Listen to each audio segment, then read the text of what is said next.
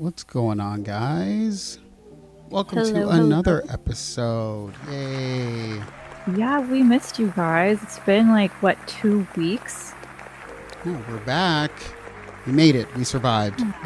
We did survive with lots of fun memories.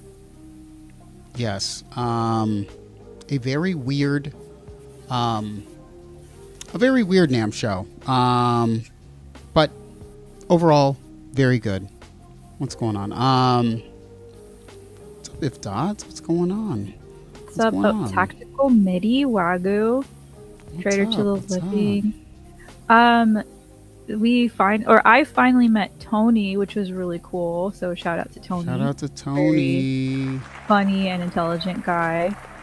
Um, and then we met just so many people. Like we saw a lot of our friends, Sanjay and Darty, of course, like the Hmm? goats. Um, yeah, it was so much fun. I like the best part is just like meeting all the people, seeing all old Mm-hmm. friends and meeting new ones. Yeah, it's all about the people. You know, it's interesting. I feel like I just want to start this off quickly with a statement about Behringer. Let's just start off with a statement about Behringer, Autumn. Let's I'll go. state my statement, and my statement is, for a long time, I stayed away from doing Behringer things because the response was always so incredibly. I don't even like to use the word toxic, but I'll just use that word so everyone understands where I'm at, right? Right. Autumn, remember how we found Behringer by total accident? Yeah, we did. We We were never just go to walking that. around. We never go to that hall. Like Hmm. it's the live sound hall that's like upstairs, and that's where Behringer was. So I'm like, oh whoa, like I didn't even expect Behringer to be here, and I made a decision, and I said, I'm not even interested in any of the products, but I know how much the community felt like people were hiding them last year, and stuff.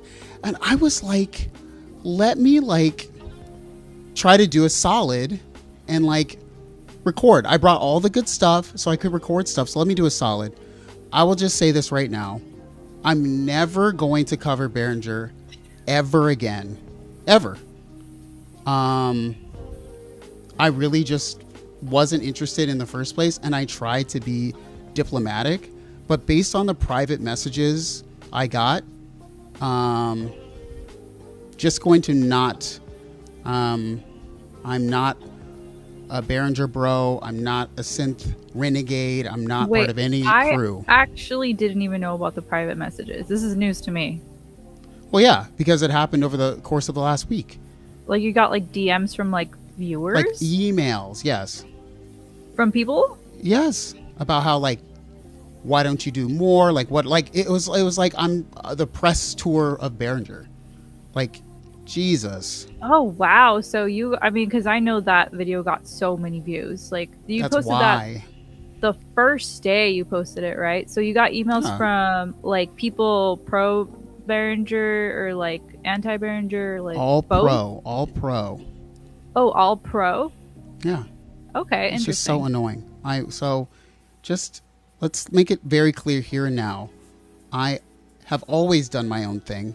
I'm not a part of any community who cares about what you care about. I've always been, in my opinion, the originator of everything. And yeah, that's all I'm going to ever say. And it's just, I really did try. I even took one of the videos down because I was just like, this is annoying. You Um, did? Oh my I gosh! took the BMX video down. I I wish people wouldn't want me to. I feel like nobody else wants me to care about brands as much as they care. Like they want me to like that more than anything. I don't get it. It's. I feel no type of way. So Yeah, people just need to let things be. yeah, but we That's we all had fun there. You played it. You played the Behringer ones. Tony played them. We had fun mhm. talking about them. Everything. So But yeah, I don't know. People want me to like it. You liked Like, it. Tony liked it. I thought it was good. I just it's really, it's just funny because it's like you shouldn't care if someone likes something or doesn't like something. If you like something, do it. If you find something that is creative for you, like go for it. If you find like something that you don't like about it, don't freaking use it. Like it's that simple. yeah. Yeah, I don't get it. It's a weird thing, but there you go. There's my Great. statement. And going into the future, I tried to be funny, tongue in cheek, tried to be nice and just say things are fine.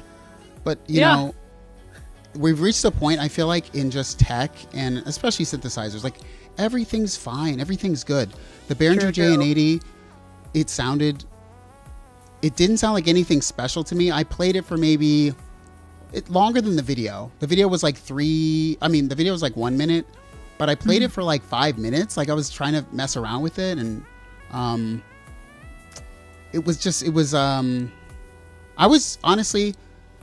wanted to show people that they actually brought stuff with actual sound, because previous years, Autumn, remember, they weren't plugged in and stuff. Yeah, I remember that. So, I tried. But, we had a really great time. We went to a lot of fun events. Autumn and I really enjoyed it. I went to Sanjay's birthday, which was so fun. And they had amazing food, which I was not expecting. Like their appetizers were like better than some of the restaurants, Oh, for sure. For sure. Oh, you know what? Oh, I forgot to tell you, Autumn. This is funny. Sorry. This is just inside stupid things, right? Remember how I met up with Tatro on like the last night? Okay, so Tatro and I go to that same place we went to, that pizza spot. And he and I walk in before Rick Beato walks in, right? So it's me, Nick, Rick Beato, and like his friend. And Nick hates he hates Nick Beato. And then we got there in before him. Nick Beato stole our table, the last table. And I was like, oh my God. But then guess what? We went to Roscoe's and it was fine. Okay, that's actually really funny. What's up, Harmonic Sonics? What's up, Harmonic Sonics? Trader, this is a great question. This is actually something I wanted to talk about, but because I'm not talking about Behringer ever again, I'm going to talk about it right now. You said, is the quality of the keys improved from the last, from the DeepMind? Yes, 100%. The DeepMind is the worst keys in the world. The JN80 had very normal keys. What did you think, Autumn? Yeah, I mean it was fine. Like for my small little bony fingers, perfectly fine. Mind you, I'm not a crazy keyboardist or anything, but I like the sounds, which is the most important part. Yeah, I wish I would talk about it more, because there's so much I could say, and there's more footage and everything. But yes, Trader, for 100%, the DeepMind had the worst key bed I felt. So bad. But it is 100% better in the JN80. And yeah, the only thing I didn't like about the JN80 was, honestly, it felt a little oh, I don't know. I don't even want to talk about it anymore. I will just say they didn't help. They were so unhelpful. Wouldn't you expect them to how everywhere else we went on them, they try to explain to you the stuff at their booth? I feel they did not. And there's a part of me that almost feels like they're a little on the fence, because they're they just know how it is, you know what I mean? Yeah. And that might play into that. But I mean, there was so many other synths, you guys. There was the Waldorf Protein, which I don't think we got footage of that, did we? I have footage of the Waldorf Protein, but I didn't take audio. So yeah, we forgot to take audio. You guys, there was so much there. Yeah. I mean, and there's a lot of stuff that we filmed too that we cut down. It's just didn't we have 2 hours of footage? No, it was over 20 minutes of just us talking, and I was cutting and cutting and cutting. Yes, thank you for cutting it. We literally went into NAMM just kind of having a plan, kind of not having a plan, and in the end, it worked out like way better the way that the video came out. And if we had had that plan earlier, the video Oh, would have yeah. been out like maybe day 1, maybe day 2. Yeah. I definitely will say we, probably the most fun we had was just like, being interested in something and people being able to show us the thing. And it was always a fail if something was like, so Autumn and I, this is something that people talked about. Autumn and I went to the Sound Toys booth.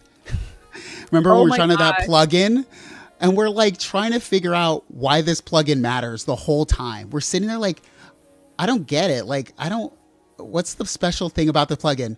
We remember how we went to the girl and we're like, what's special about the plugin? She's like, I don't know. We just like rolled it out today. I'm like, she couldn't tell us, but I want to say Weaver did a video on it. I could have sworn that I saw he did a video on it, and I don't remember if he did actually. It says, okay, he has a video saying Sound Toys new plugin is insane. I've been meaning to watch the video. I haven't yet, but he is probably going to be a better explainer than the people at the NAMM booth. I honestly, like, it's kind of a tough show to go to. Sometimes you have to make the fun out of it, because like I started to just ask people like, what's like not boring about this thing? Yeah, and like what's new, yeah. I think that whole experience at the Sound Toys booth or at the Omnisphere booth, Spectrasonics, where just I couldn't believe the girl at the Sound Toys booth. We're like, so what's special? Like, what are we supposed to do? And she's just like, I don't know. We just showed it today. And I'm like, okay. And we like slowly like walked away. Like, oh yeah. I mean, she was really nice. I don't know. Wish there was somebody that could have talked more about it, but it's okay. Yeah. There was also just a lot of people that did have some like interesting things that they at least tried to explain, like the mushroom. There's like this synth. What's it called? I have it back here. Okay, so this is really cool. This is a really cool thing that happens at NAMM. Sometimes you get free gear, and I feel like Noir every single year he gets free gear. It's so awesome. Well, yeah, I got the Pocket Scion. It's that thing. It's I don't know what I'll do with it. Like maybe just literally put it on the table during, like, just turn on a camera, plug it into like a thing, like some plants. You have to plug it into you guys, this synth has to be plugged into a living organism in order to work and produce sound. So if you can imagine a living organism, they were putting it on plants, they were putting on mushrooms, but apparently they said you could put it on your body. Is that or did you just make that up? No, I guess you could, because it's anything. But then the craziest thing I thought, Autumn, bear with me as I say this, right? You know how the ends are like clamps and they're like two clamps? I'm like, oh Lord, someone is going to do this. But anyways, anywho. Oh my goodness. I was going to say, Alkali, the protein is such a good name for a synth, especially in fitness, in today's fitness culture. Yes. But that's true. In all fairness, ready? This is in all fairness. And this is why it makes me so annoyed. I didn't even take audio of the protein, and I loved playing the protein. Right? I know. I was thinking about that too. Like, I can't believe we didn't get audio of that, because that was actually, out of all the synths, that's the one that I would buy. I would actually purchase that one. It's got it. It's got the juice. It's got the Waldorf juice, guys. I would so purchase that one. Like, I don't need another synth. I really don't, but I would actually purchase that one because I want it. Yeah. So yeah, I went through the actual effort of trying to like take out the recorder and plug it in and then sync the audio later, because I had to sync the audio for everything.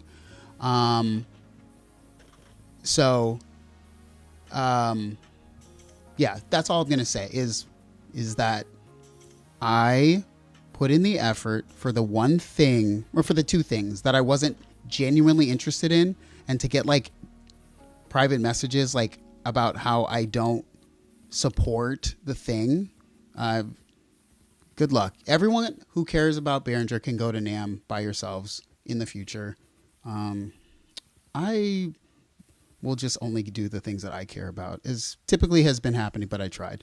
But I love the protein. I, of course, love the Udo, of course. The Udo's great. I gotta say, the protein, it was like $400.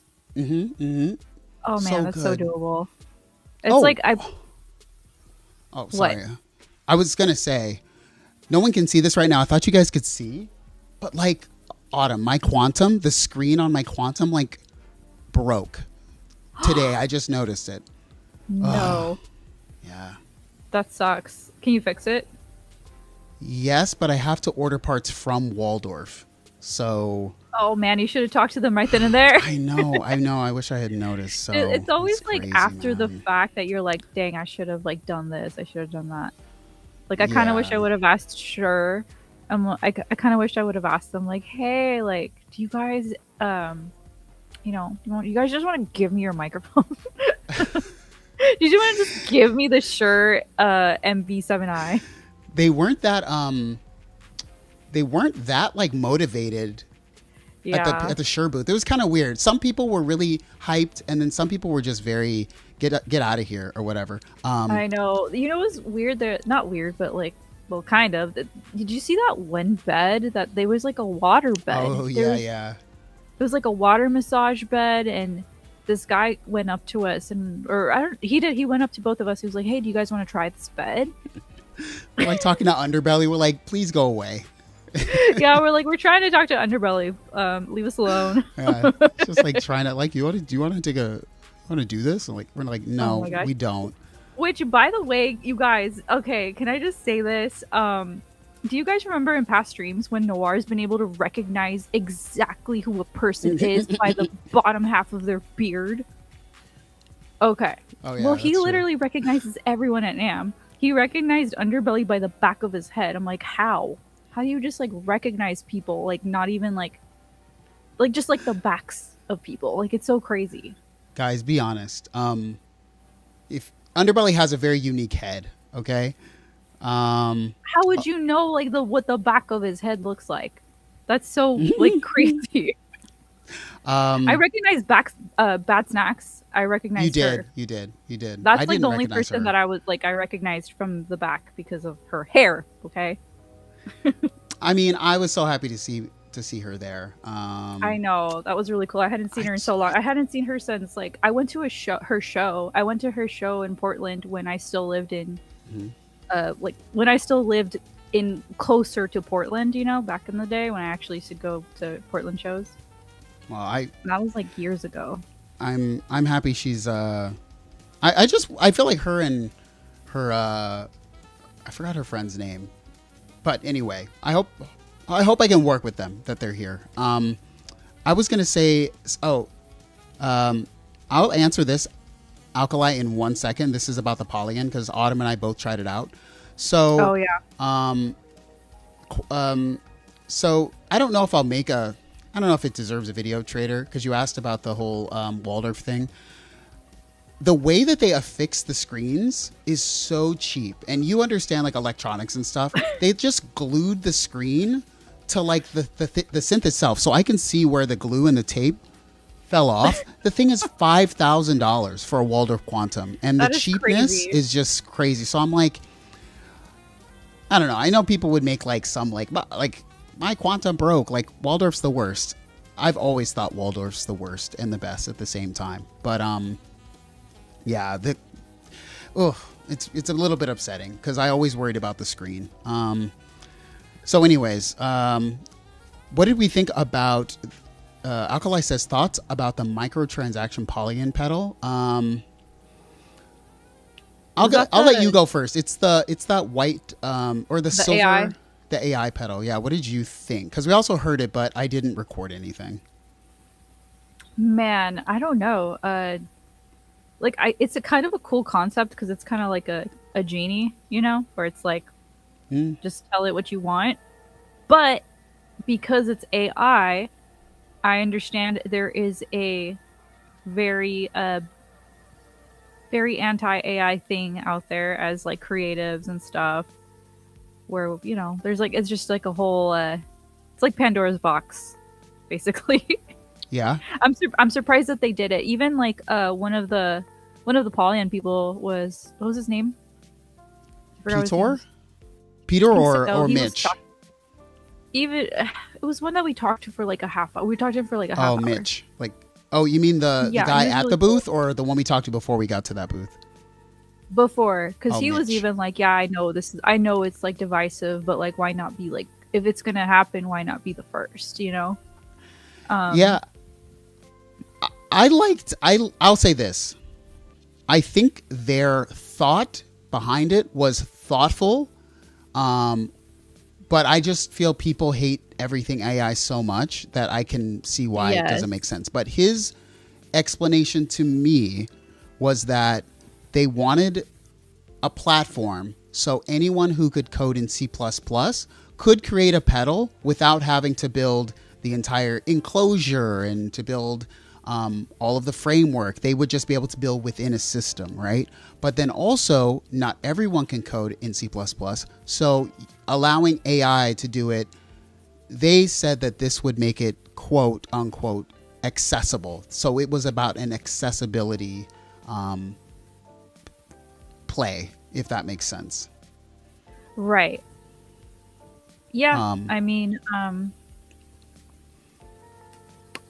it'll be interesting to see. I mean, I feel like a lot of people are torn with like the AI stuff. It's like, well, not even torn. If anything, more people are very against it. Yes. You know, Definitely. It's like two things can be true at once. Something can be like, the idea could be cool, but also it's like, dang you, AI, like, why are you everywhere? Yeah, I didn't. I'll put it like this. I think that it's a great concept, and that's what everyone would want conceptually. But in practice, I don't know if that's really what people want. Like, I think people want clever designers designing things for them, but it's kind of a lark. Also, I saw Trade to Living. Okay.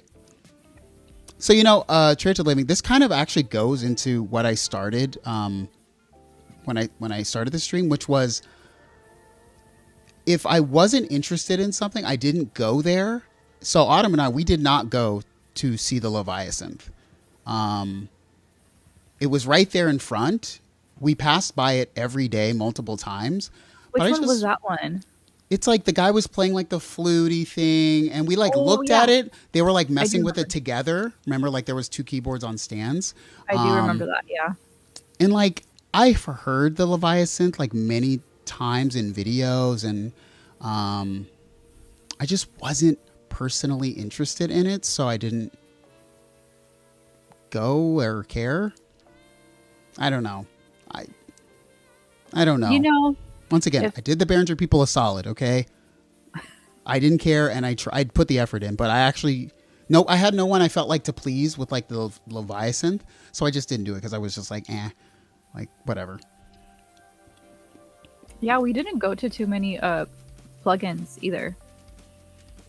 No. Like I felt like I don't know if we just missed a lot, like if they were just there on Saturday, but I feel like prior years I've seen a lot of like plugin companies. Yeah, honestly, it felt very I don't want to say bland, a lot of the things. Some things I just totally like passed by. There was the what was that booth? That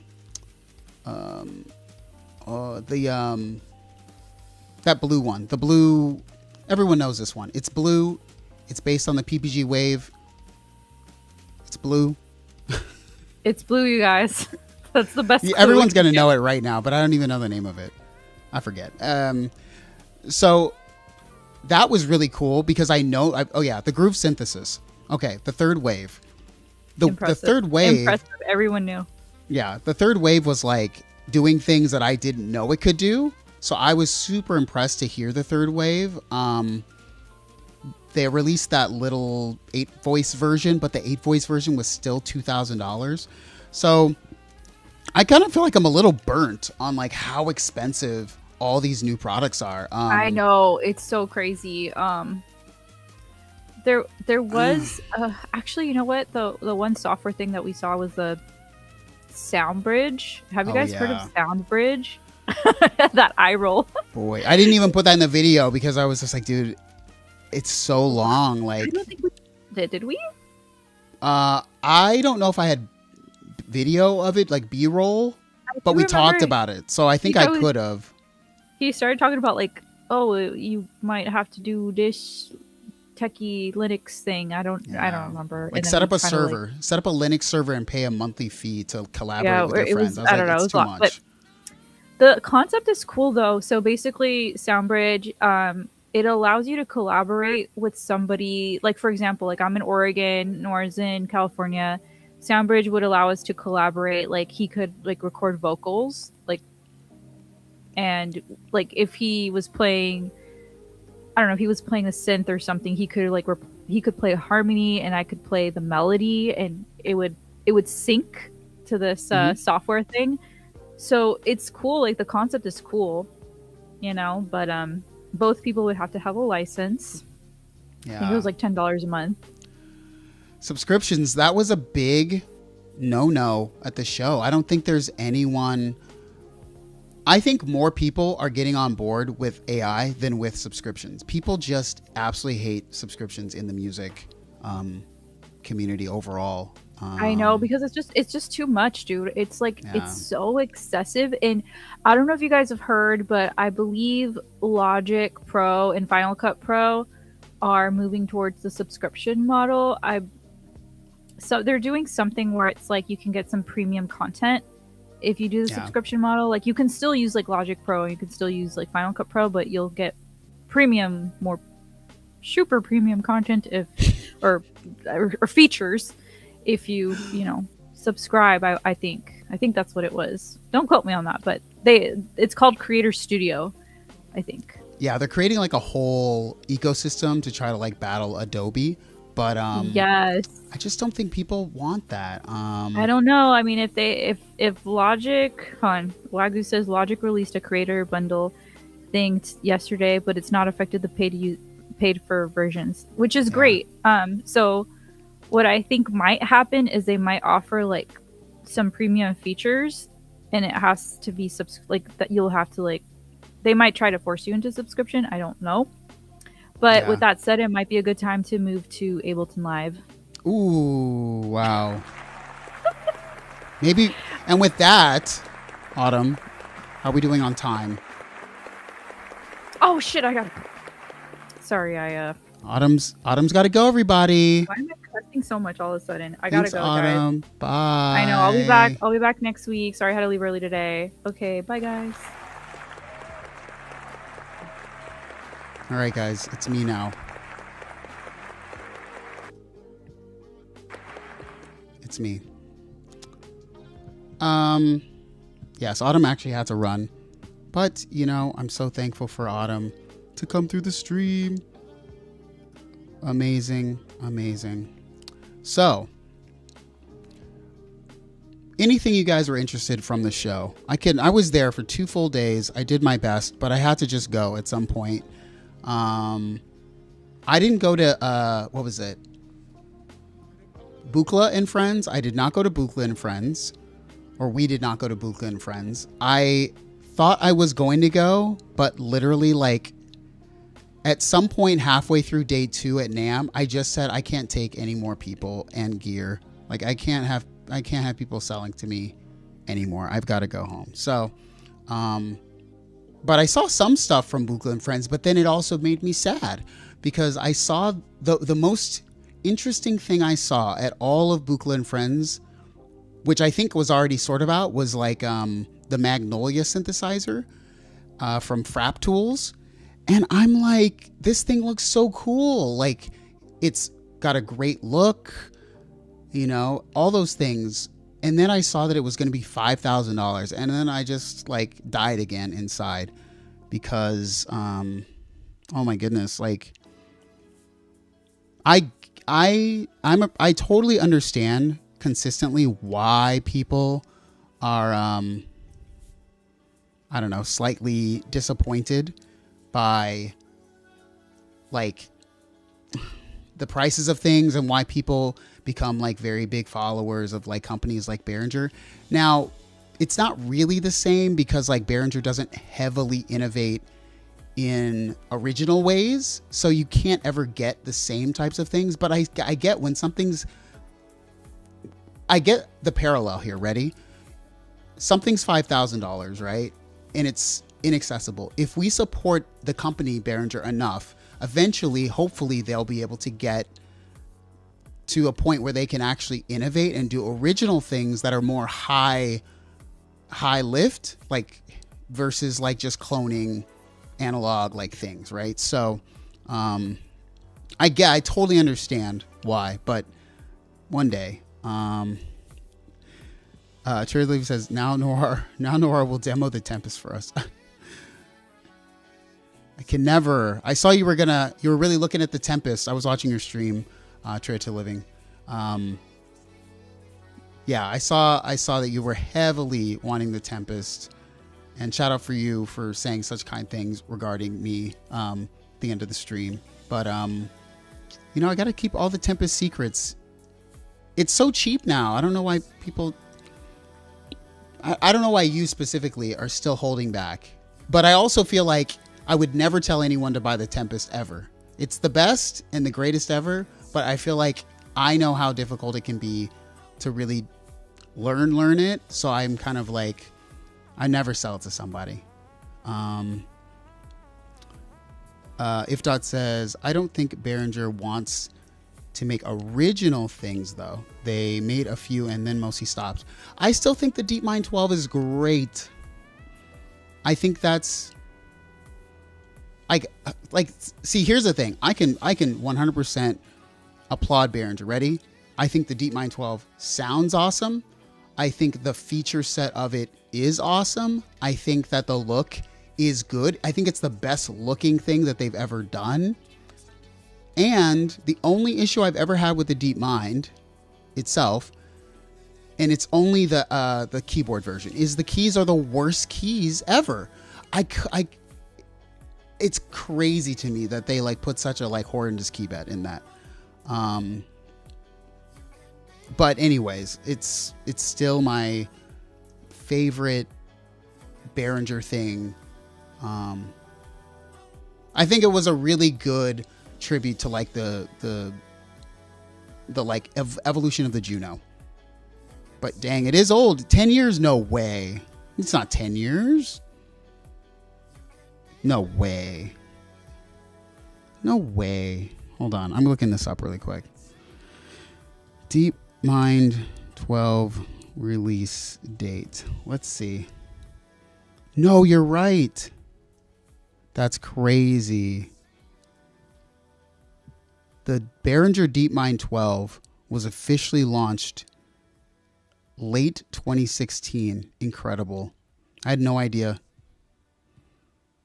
Wow. Well, you know, shout out to them. What's up on Synth Music? Sold my DeepMind for $500 a week ago. Oh boy. Wow. You know, let's just watch a video of the DeepMind 12. Let's watch a video.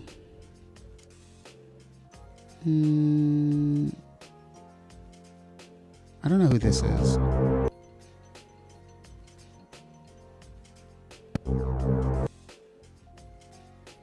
Okay, here we go. I think I've seen this video before. Let's see.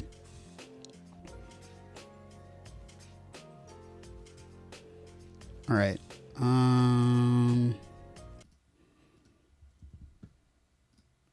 All right.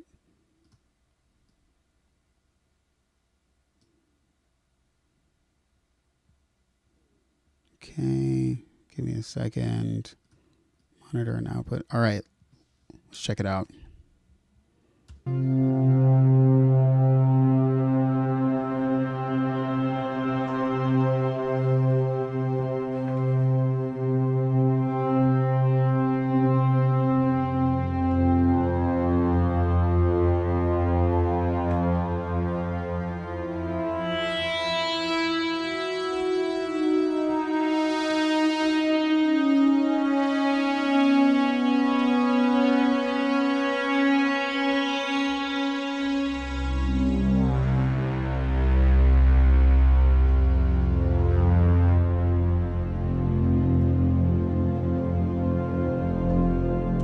Okay. So let me start by saying this. Let me close. Okay. So obviously you guys weren't there, right? You weren't there for the JN80, but I listened to many patches of the JN80, right? Many patches. The JN80 does not sound like this. It and I know it's not supposed to be this, but if the JN80 had sounded like this, I would have said it sounds great. And I would have, because I think the DeepMind sounds great. I thought the JN80 sounded fine, like totally passable. But I love the way the DeepMind sounds. I also think the look is just cooler. Yeah, we can watch more. We can watch more. But what I'm saying is, deep down, it doesn't like actually sound like this at all. The quality of it, like, to me, I've never owned a Juno 60, and I think that maybe the JN80 was sounding more like a 60. Also, Autism Musician, what's going on? Thank you so much. Shout out to you for the super chat. Really appreciate you. Definitely maybe some tacos tomorrow or the next day. But yeah, let's keep listening here. Let's keep listening really quick. Let's listen to a different sound. Hi and welcome back to the channel. So here we are, the first actual look at the DeepMind 12, and that was Rich Rises, the closest thing I could find to my usual Blade Runner. What this? This is I don't know everything about the DeepMind, by the way.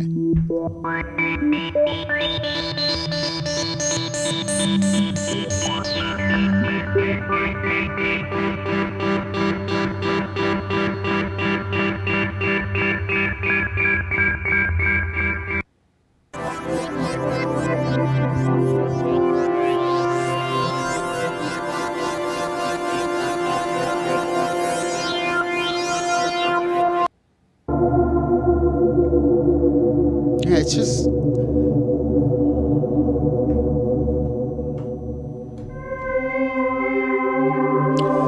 Yeah, it does not... The JN80 does not sound like this. And of course, that's fine. But, you know, I'm just being very honest. Yeah, I mean, I don't even know why. I said what I said. I said fine, and fine was the exact feeling I got. Like you're seeing me react to it in real time in the video. I do my whole like playing for like, I don't know how long I played, for whatever long. And like, I'm done and I go, that was a genuine reaction. I feel like people wanted me to have like this, like, oh, like make a video like, oh, the JN80 is so good. Like, I'm not going to do that. Like, I don't know. Sounded fine. It's right. A stream Inception, if dots. Yeah. Let's see. If the JN80 are better quality, I hope they refresh the deep. I mean, I don't know. Maybe the DeepMind is just not what they want to do, Trader. Like, maybe that's just not like their, it's not their like direction. But I think the DeepMind is I always would say it is a absolutely great. Like, I don't want to say it's a classic, because that's hard to say for that. But it definitely is, I think, underrated, because I think there's a lot of people who just are looking for the next best thing. But like, Behringer made great things. Like, you can even look back 10 years ago. That's like a crazy thing to me. Half the things I cover on my main channel, I want to tell the story about the thing that was great a long, long time ago. That's still amazing. That's for Behringer, that's the DeepMind 12. I don't think they've made anything better than that ever. But guess what? They made the greatest thing 10 years ago, and now it's so cheap. You could get it for $500, right? 12 voices? Like, yeah, don't get the JN80. Get the freaking DeepMind 12 if you just need something. That would be my suggestion, personally. Anyway. So, ooh, you know what I did see? I saw the Korg thing. So let's talk about that real quick. The what was that called? The Korg filter MS-20. Gosh, it's like I forgot. It was like that filter MS-20. Oh no, it was the F. What is it? FS700 interface. Is that it? Yeah, this thing. Okay. I don't know who else has a video, so we'll just click on this one from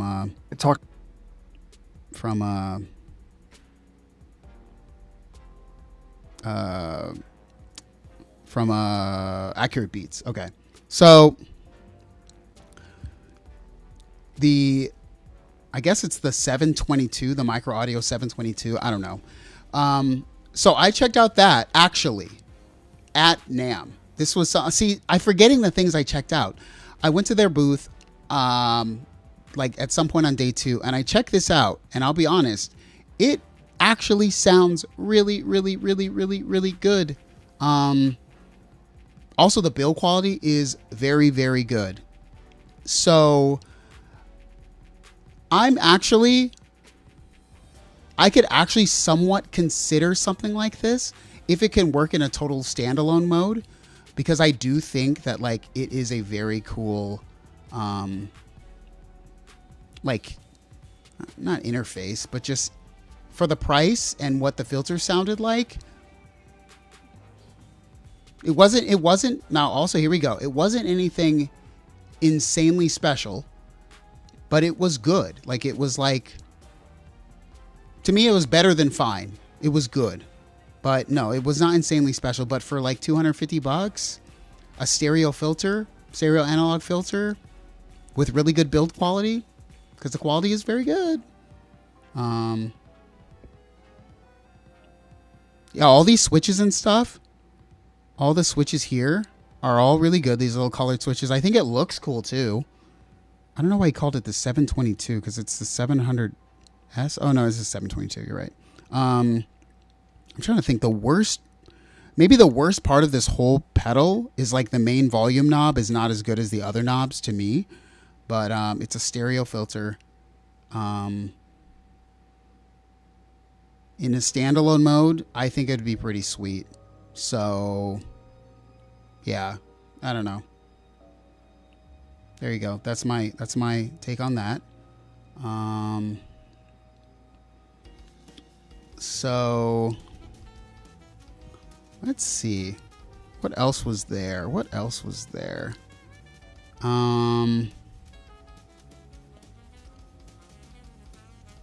I mean, the Udo was there. I really don't feel like I need to say any more about the Udo. Everyone knows, if you heard my video and read what I said, the Udo is just great. So good. But I mean, the Domino. I said the Udo Domino. Why did I just say Udo? The Domino.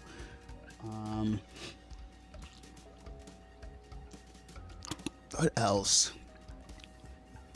Come on, guys. What do you got for me? FOX.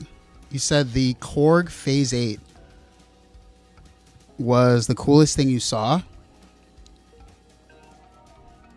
I mean, I had some thoughts about it. I definitely, when I think about the Phase 8, I definitely say don't buy it because some YouTuber said to buy it. It's so complex, like behind the scenes. Like your experience, I think, is going to be very unique. So that's just my take. What's up, Sunwoo? What's going on? What's going on? Happy New Year to you. I don't think I've talked to you since the New Year. I watched your stream today. You were messing with the Octatrack, I believe. Yeah. What's up, Catherine? What's going on? What's going on?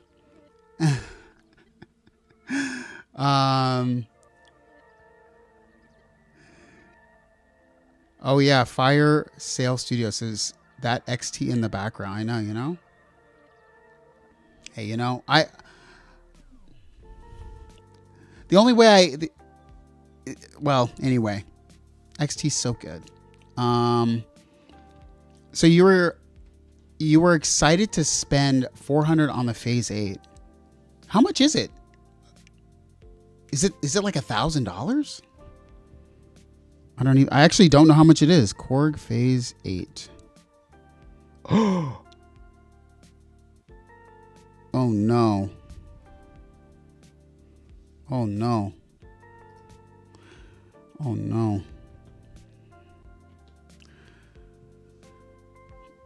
$1,150. I mean, I think it looks cool. And I thought it looked cool at the show, but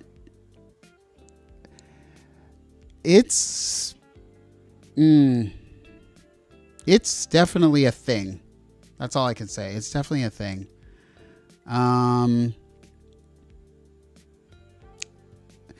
It's really hard because it's one of those things that I'd have to have it really like I'd have to make like at least a couple songs with it to even like be able to like feel like I'm scratching the surface of like what I could do with it, because it's just so out of left field.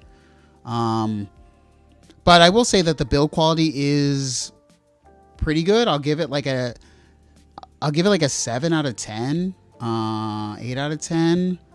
I don't know. It's not bad. So wait, I was gonna send you. Wait. Oh. Yeah. Sorry, y'all.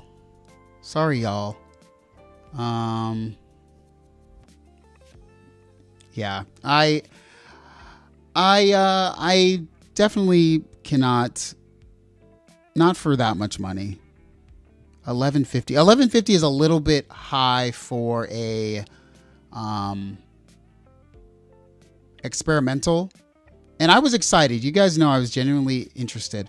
Ooh, you know what I saw on Guitar Center the other day? Check this out. I was on here and they had a Moog. What is that Moog? The original? This one. So this one. Did I click on this? Click on it. Look at this. Not that anyone should do this, but the prices of Moog Model Ds are very high, I believe. So like they have new Moog Model Ds. Like it seems like there's some open box ones for this cherry color for like 25% off. So if you're a person who just hates yourself and all of your money and just needs this, here you go. $3,800 Moog Model D. But that's probably one of the cheapest Model Ds you could ever find, to be honest. So, but I would never would I get a Moog Model D. So, yeah. Let's see. What else was at the show? Whoops. Oh man, I'm trying to think. Anything you guys remember? Catherine says, I'd so much rather have a 700 FS if I wanted a vintage mono vibe. Yeah. I really like the original 700 FS. So buttery sounding. I would go the 700 FS. It's close with the MS-20, but I might go I might go the FS because it's got like the spring reverb in there, right? Like the genuine spring reverb. So that's a win.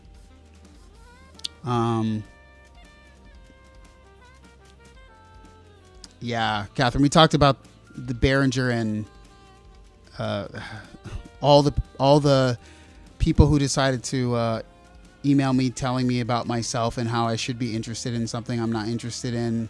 I've never had that happen before. Like how much I should care about a thing that I thought I was doing a favor for. So, yeah. Good night, Echo. Weird. So, yeah, we talked about it at the beginning of the stream. So, what was it? Oh, what was I thinking about? Oh, yeah. So what was that Buchla and Friends that was like the biggest hype? Because I didn't go, and I already mentioned that one Magnolia synth. What was like the number one hype at Buchla and Friends? Because I saw a bunch of stuff that I didn't like heavily like. I didn't like heavily like find personally interesting. I saw stuff that just looked weird, but I guess that's Buchla and Friends. So what was like the like most accessible thing you guys think I might like? All right, Trade to Living saying the Nye Mira, and yeah, Zito Sonic, the Magnolia is like 5K. Yeah, that was a immediate. You ruined it right there.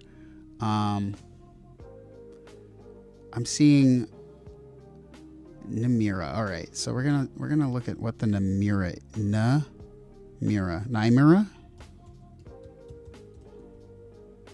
Oh, I saw that. That's the thing where I thought it just looked weird. Well, their site is broken. Someone should tell them.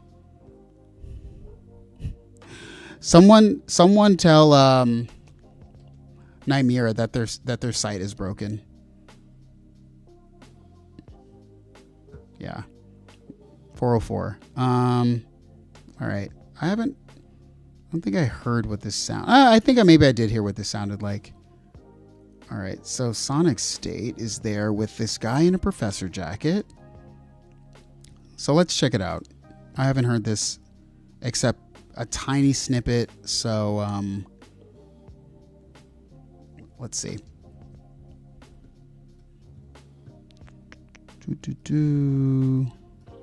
Okay. Hey everyone, we're here at Buchla and Friends 2026. I'm Nick from Buchla, and we're talking to some of the visionary independent creators, designers, instrument builders here at Buchla and Friends this year. I'm here with Adam from Terraphone. I'm stunned at sort of the beauty of this instrument. It's a little inscrutable at first glance, but I was listening to it. It sounds gorgeous, and I'm just loving all of the ideas here. Tell me about it. Yeah, so this is my instrument, Nymira. It's based around the circle of fifths and my love for the circle of fifths. I'm a huge music theory nerd. I got my degrees in music composition and theory, and so I spent a lot of time thinking about interfaces and systems, and I wanted to create a physical interface for the circle of fifths. And okay, but how does this sound? Let's go here. So the slider is sort of how you interact with the notes in the chord. Yes. So you have major and minor chords around the outside, and then diminished chords on the inside. And so you can, the way that it's laid out is in thirds. So if you want to play a simple triad, but you can also extend it, play a major 7 or a major 9. So you press, these are major because they're pointing upwards, right? Minor. Sorry. Mm-hmm. So these are major. Yeah. And then you add, so if I play. Yeah, go ahead.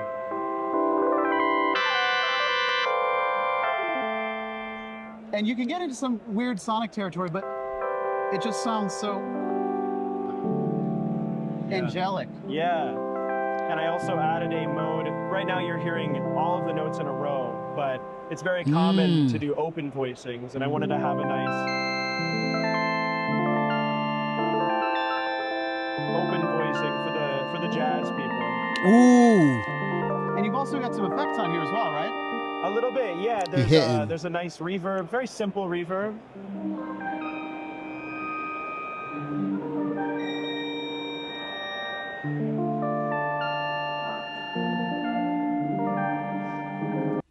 I don't like the reverb.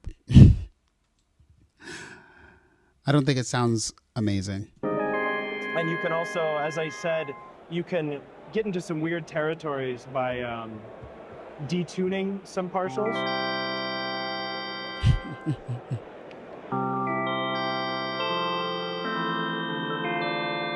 And then you can also go right back and you can FM as well a little bit.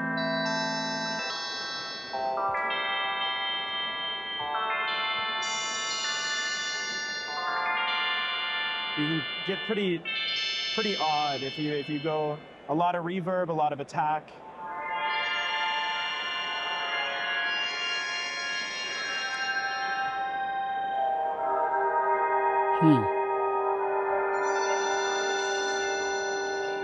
I feel like you get in some really nice ambient territory there. Yeah, definitely. There's a couple extra modes, instruments, and especially like. And then you can also.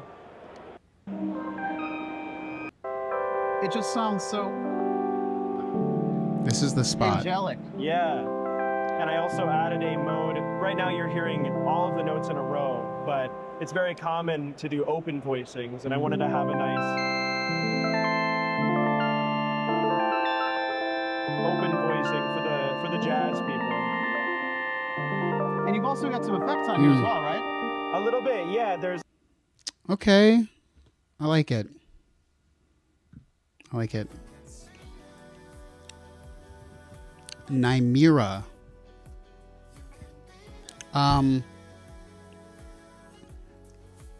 It's definitely in the, it looks like it's in like the prototype phase. Like it's definitely already like well thought out in terms of the, what do you call it? The functionality. I bet taking this would be you know what would be great for this? If, what is that company that makes all these weird things? Soma? If he could like partner with Soma for Soma to do like the fabrication, so it was like real clean. Because I think Soma obviously has not cornered the market, but they've got a real good hold on their fabrication when it comes to like their instruments. So I think that would be cool.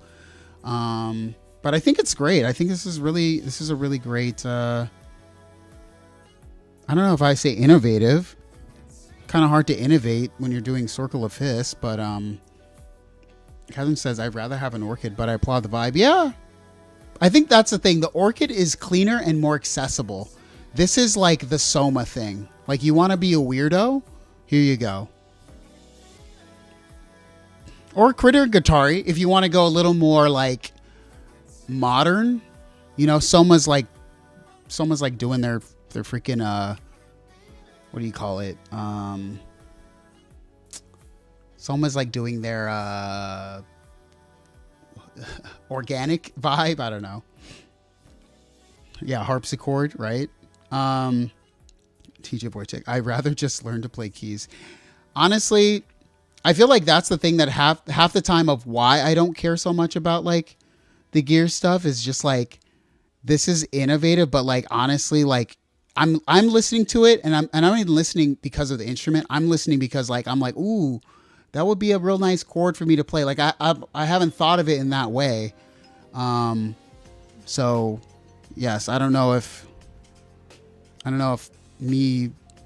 my parents spending that much money on me getting a music degree was worth it in the immediate when I was doing it, but now years later, I'm always thankful that I can be like a theory, jazz playing weirdo. Because I always do think you playing is the true key. But anyways, whatever. People don't want to learn. I get it. And yeah, Synthetic says alternative controller do give you new musical ideas. Yeah, when I heard that chord, I was like, oh, that's interesting. That's an interesting voicing. like the open voicing. I was like, that's an interesting voicing of what would sound very like dissonant in a closed voicing. And I was kind of like, that's interesting. So yeah. Oh, and yeah. You said Noodler is fun. 100%. Noodler is great. Niddler.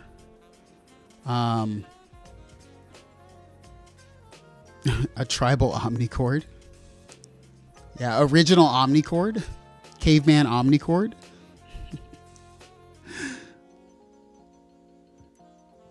Yeah. So yeah, in general, overall, I enjoyed NAMM this year.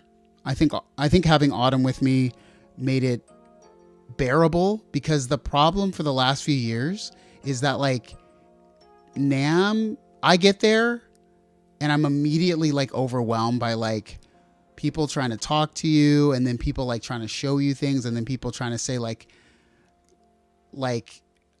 oh, you should make content on our thing. And I'm always like, I'm kind of the type of person who's like trying not to be rude. So I'm always kind of like, oh, okay, like for sure. And sometimes like I'll like I'll act like I'm recording content or do something for them, right? But I'm never going to post it. Cause it's just, I don't know why.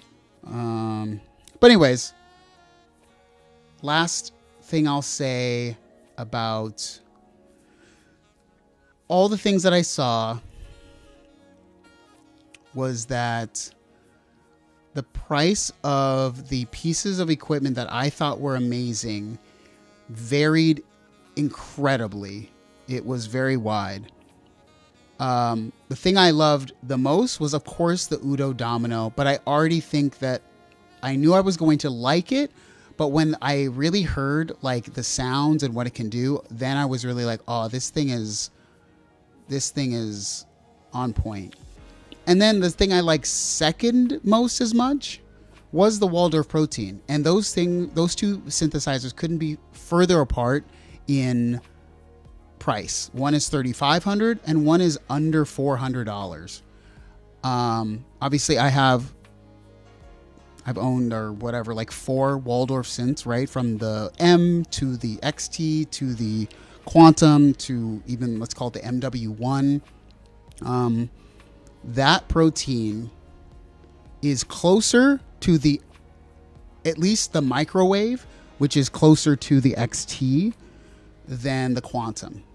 I didn't feel the vibe of the Quantum with the Protein. I felt fully the vibe of the XT, but not like, the XT is a weird thing. It has like this weird juiciness, and you can't do some of the same things with the Protein, but the Protein felt like it had all of the essence of the XT for a fraction of the price. So if you're a person who's always wanted to go Waldorf and thinks like the Protein is like a cheap alternative, from someone who's listened to Waldorf forever, from even Nave, yeah, the Protein is the truth. So there you go. Also, the Udo Domino is just so premium. Man.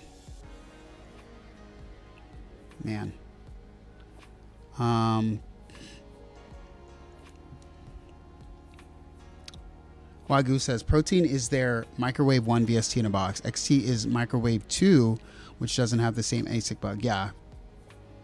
You know, the thing, I think the thing for me is always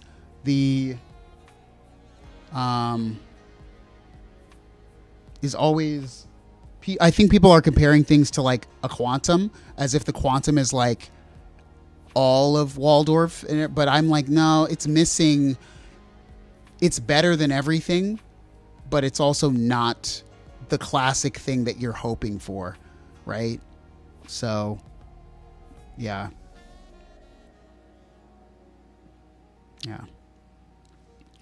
Anywho, but then again, my Quantum has a broken screen now, so don't get a Quantum. Oh, Oh, sorry. Yeah, no, it wasn't. Just FYI. Yeah, I didn't know Arturia. If Arturia was there at all, I don't know. I don't have like an inside scoop.